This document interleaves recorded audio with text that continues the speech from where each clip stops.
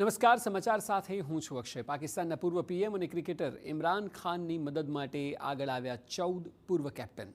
કપિલ દેવ, સુનિલ ગાવસ્કર સહિત 14 જેટલા પૂર્વ કેપ્ટન ઇમરાનની ભારે આવ્યા છે। જેલમાં કેદ ઇમરાન ખાન અંગે પાકિસ્તાની સરકાર સમક્ષ 3 માંગ કરી છે। પાકિસ્તાની સરકારને ઈમેલ કરીને ઇમરાનની તબિયત અંગે વ્યક્ત કરી છે ચિંતા। જેલમાં ઇમરાન સાથે માનવીય વ્યવહાર કરવાની અપીલ કરી છે। ઇમરાન ખાનને તાત્કાલિક સારી સારવાર આપવાની માંગ કરવામાં આવી છે।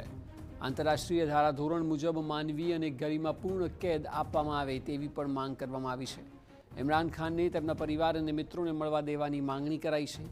ઇમરાનને નિષ્પક્ષ અને પારદર્શક કાયદાકીય લડાઈ લડવાની તક આપવામાં આવે। ઇમરાન ખાન પર અનેક ગોટાળામાં સામેલ થવાનો આરોપ છે। આશરે 1000 દિવસથી જેલમાં કેદ છે ઇમરાન ખાન।